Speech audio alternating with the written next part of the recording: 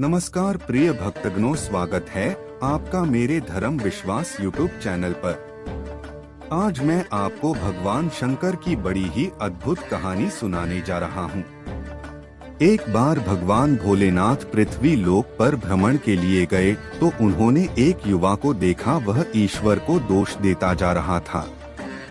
वह अपने जीवन से निराश था, दुखी था। तब भगवान शंकर बौद्ध भिक्षु का रूप धारण करके उस युवा को असली दुख के बारे में ज्ञान देते हैं। तो चलिए इस कहानी के माध्यम से समझते हैं कि असली दुख क्या होता है। अगर आप यह कहानी सुन रहे हैं तो पूरा सुनिए। इस कथा को आधा अधूरा छोड़कर जाने की गलती मत करिएगा, क्योंकि इस पवित्र कथा को पूरा सुनने से मनचाहे फल की प्राप्ति होगी। इसलिए इस कथा को पूरा सुने। अगर आप शिवा भक्त हैं तो भोलेनाथ का अनादर ना करें। सुख और दुख एक ही सिक्के के दो पहलू है।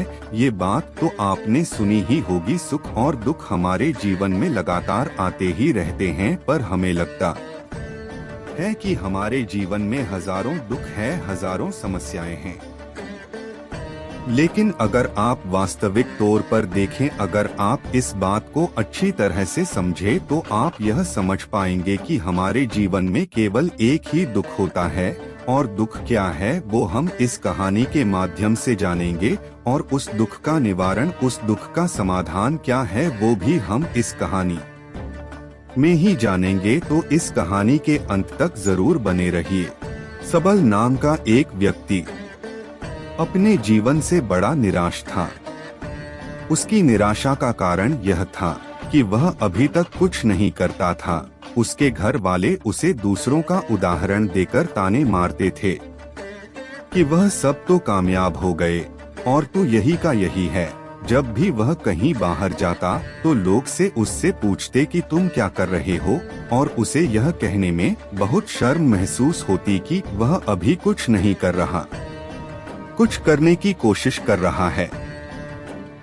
धीरे धीरे उसने लोगों से मुंह छुपाना शुरू कर दिया। उसका दुख इतना बड़ा था कि उसको लगता कि वह धरती पर बोझ है और उसके बस में कुछ भी करना नहीं है। वह कुछ कर ही नहीं सकता, तो वह जीकर क्या करेगा। उसे मर जाना चाहिए। वह अकेले में बैठकर रोता और भगवान को दोष देता। एक दिन उसने नगर में गुरु को देखा, जो दुख के ऊपर अपना प्रवचन दे रहे थे। गुरु ने कहा, दुख एक गुरु की तरह होता है, जो आपको जीवन के बारे में समझाता है और बताता है। यह आपको सही से जीने का तरीका देता है।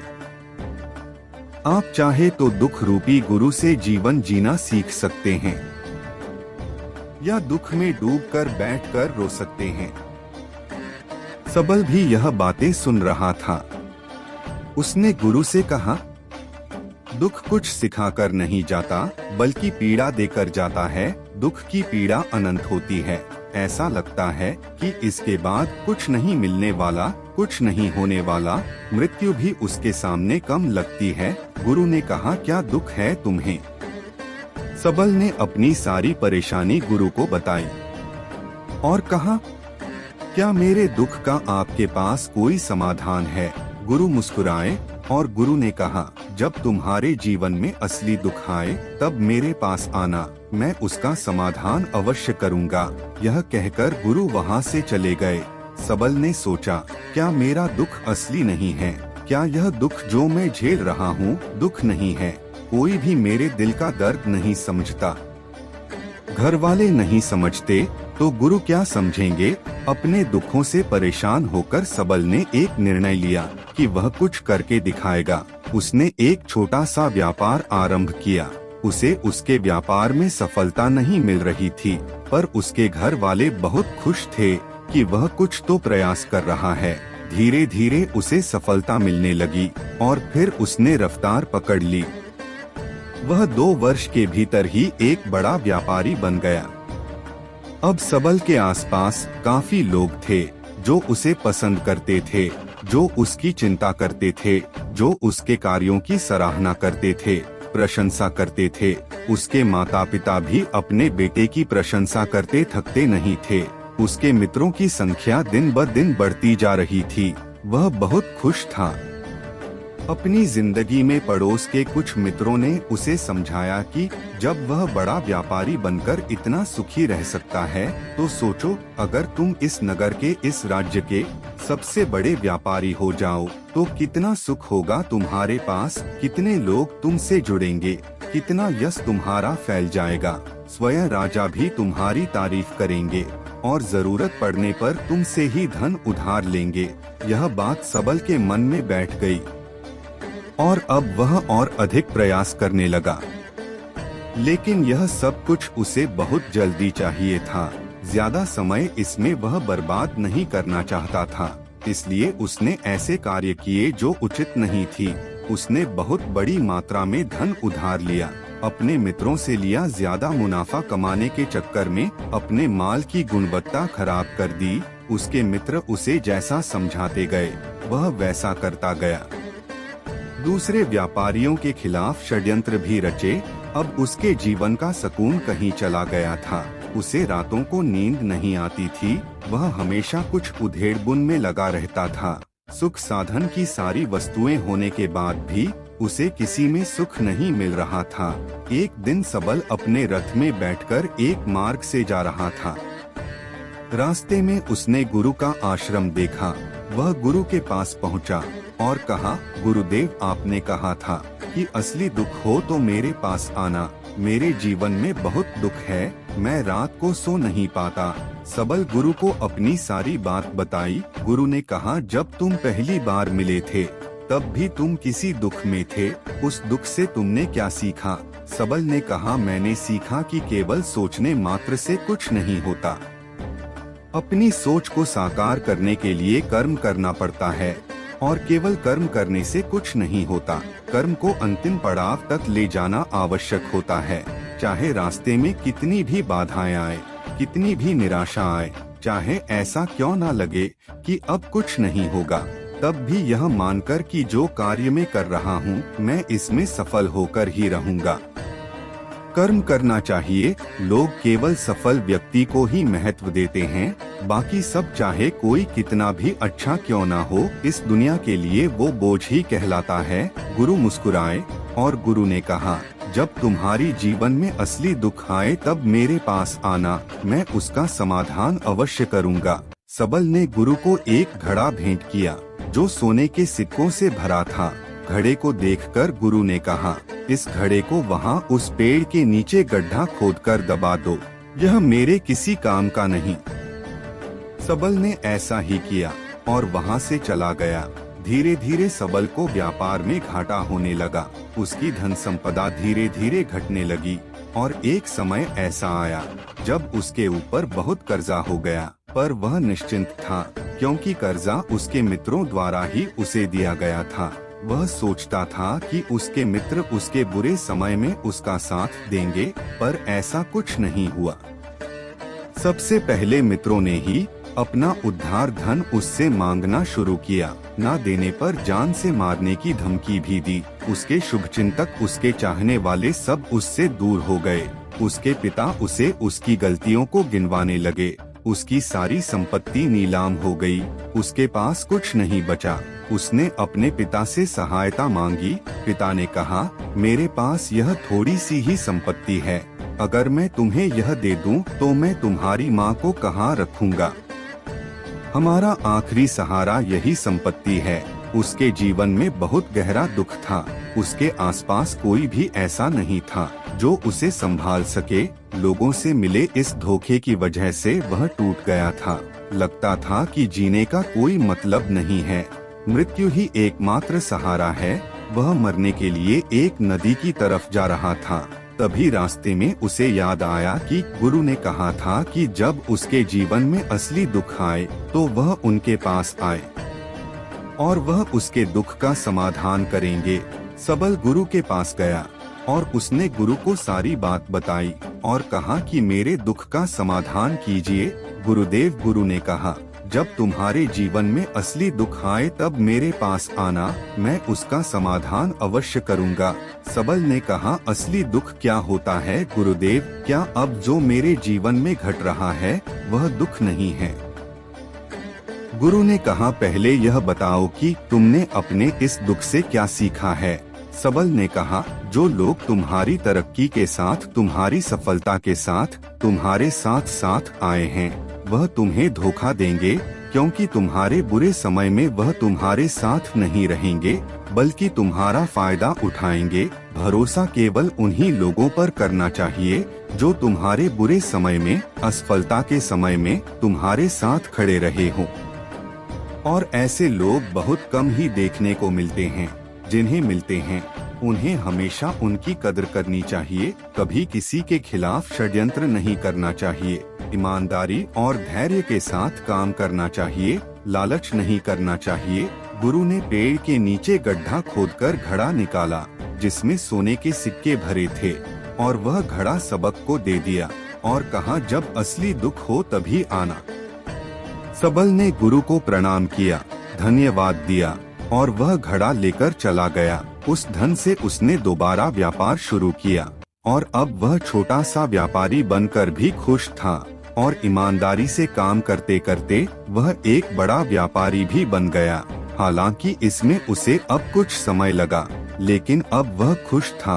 उसका जीवन खुशियों से भरा था। लेकिन आप कितने ही अच्छे हैं, कितना ही अच्छा काम करते हो, दान करते हो, पुण्य करते हो, लोगों की मदद करते हो। जीवन में दुख सबके आता है। तो सबल के जीवन में भी दुख आया। उसके माता पिता की मृत्यु हो गई। वह दोनों एक ही दिन मृत्यु को प्राप्त हो गए। सबल अपने माता पिता से बहुत प्रेम करता था, इसलिए उसे बहुत गहरा आघात लगा। वह उन्हें शमशान ले गया। वहाँ पर उनकी अंतिम क्रिया की गई। सबल ने उन्हें चिता में जलते हुए देखा। उसका मन बेचैन हो गया। उसके मन में हजारों सवाल खड़े हो गए। वह घर वापस आया तो उसने अपने माता पिता की संपत्ति को देखा जिसके लिए वह हमेशा लड़ते रहते थे। आज वह लावारिस पड़ी थी। उसकी देखरेख करने वाले, उसके लिए लड़ने वाले चले गए थे। उसके पिता ने जो भी इकट्ठा किया था सब यही रखा था। एक दिन पहले तक भी वह अपनी संपत्ति के लिए किसी से भी लड़ने के लिए तैयार थे, पर आज नहीं। उसका मन बहुत बेचैन हो रहा था। लग रहा था जैसे कुछ खाली है, कुछ अकेलापन है, कुछ डर है, कुछ है जो समझ नहीं आ रहा। इसलिए वह गुरु के पास पहुंचा। गुरु ने सबल को देखते ही कहा, क्या कोई दुख है? सबल ने कहा, जीवन में वैसे तो कोई दुख नहीं है गुरुदेव, सब ठीक है, सब सुख है, पर आज मेरे माता पिता की मृत्यु हो गई और मेरा मन बहुत दुखी है। गुरु ने कहा, इसमें दुखी होने वाली क्या बात है? एक दिन सबके प्रियजनों को मर जाना है। जीवित तो यहाँ कोई ना रहा और ना कोई रहेगा।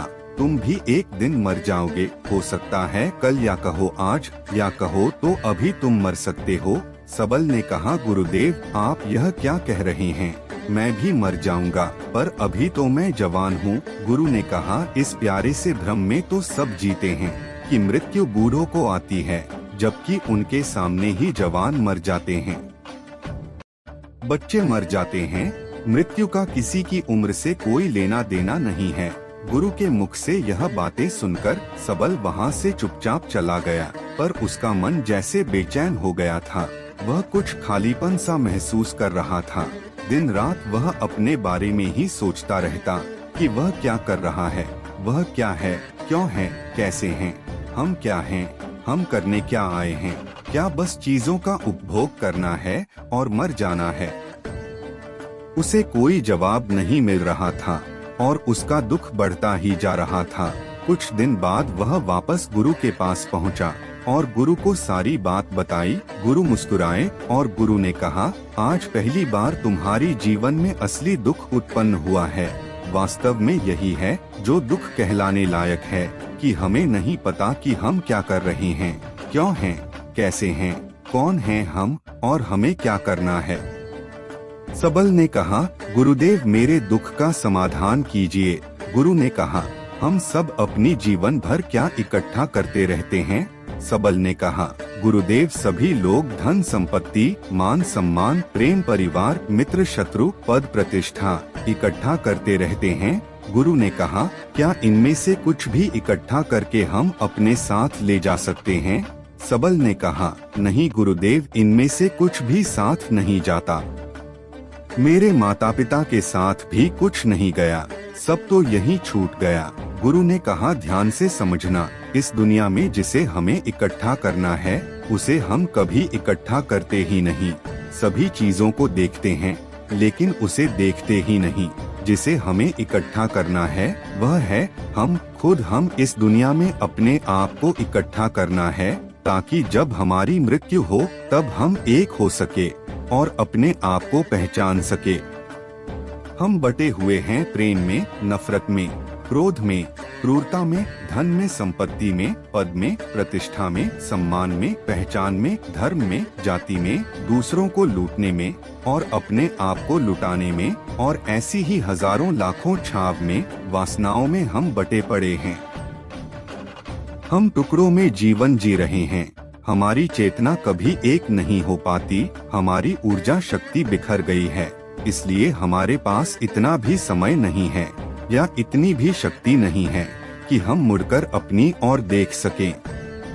वास्तव में लोग जिंदगी भर जिन्हें दुख दुख कहकर चिल्लाते रहते हैं और उनका समाधान खोजते रहते हैं, उन्हें उनका समाधान कभी मिलेगा ही नहीं, क्योंकि जिन्हें वह दुख कहते हैं वह दुख है ही नहीं। इसलिए यहाँ किसी को कभी उनके दुख का समाधान नहीं मिलता। वह बस एक परिस्थिति से छूटकर दूसरी परिस्थिति में फंस जाते हैं। जैसे वह पहली समस्या में रो पड़ते थे वैसे ही वह दूसरी समस्या में रो पड़ते हैं। हमेशा ही एक ही समाधान नजर आता है, वह है मृत्यु, पर वह भी कोई समाधान नहीं है। इसलिए इन सब का अगर परम समाधान चाहिए तो अपने आप को इकट्ठा करो, अपनी ऊर्जा को इस संसार से वापस खींचो, उसे एकत्रित करो, अपने ऊपर ध्यान दो, अपने पर ध्यान लगाओ। मृत्यु से पहले अपने आप को पहचान लो, ऐसे ही बिखरे हुए मत चले जाना। सबल ने कहा, तो क्या गुरुदेव हमें यह संसार छोड़ देना चाहिए? अपनी इच्छाओं को मार देना चाहिए? धन संपत्ति इकट्ठा नहीं करनी चाहिए? क्या हमें यहाँ किसी से प्रेम भी नहीं करना चाहिए? गुरु ने कहा, तुमसे इच्छाएं, कामनाएं और वासना ऐसी ही निकलती है जैसे पहाड़ से कोई पत्थर गिर रहा हो जिस पर पहाड़ का कोई नियंत्रण नहीं है। सिवाय देखने के और परेशान होने के और कुछ खोने के। जब तुम एकत्रित हो जाते हो तब जो भी तुम करते हो सब नियंत्रण में रहता है। तब इच्छाएं भी तुम्हारी इच्छा से निकलती है। सबल ने कहा, गुरुदेव आपने मेरे सच्चे दुख का निवारण कर दिया है, आपका बहुत धन्यवाद। अब मैं अपने आप को एकत्रित करूंगा। गुरुदेव, मानव शरीर में बहुत ऊर्जा है, बहुत शक्ति है, पर यह बेकार की चीजों में बटकर रह गई है, व्यर्थ की चीजों में लगी रहती है। आज मुझे आपकी सारी बातें सुनकर पता लगा कि असली दुख का कारण क्या है और असली दुख क्या है। अगर आप भी महादेव के भक्त हैं तो हर हर महादेव जरूर लिखें और आपको कहानी पसंद आई हो तो कमेंट में जरूर बताइए।